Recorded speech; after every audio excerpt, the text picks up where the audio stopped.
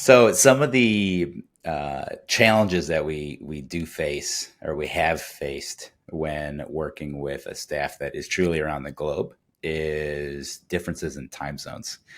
So when I was spending time in Brazil, I was 3 hours ahead of Central Time.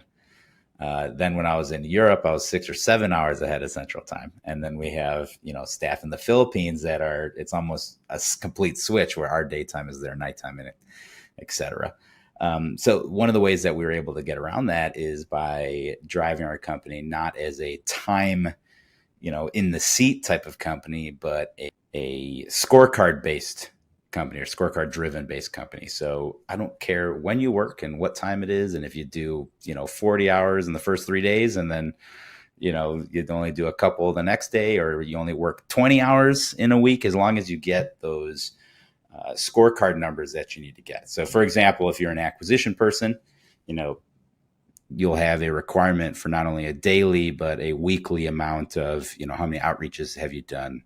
How many connections did you get with sellers or buyers, depending on what you're doing? How many of those went to contract? How many of those contracts went through the due diligence process, and so on and so forth. So when you start running your company based on these scorecard metrics, or these KPIs, as a lot of people call them, key performance indicators, it makes it a lot easier to run a company, because now, as long as you have high performers on your team, they can't hide behind just clocking in, because it's a performance driven business.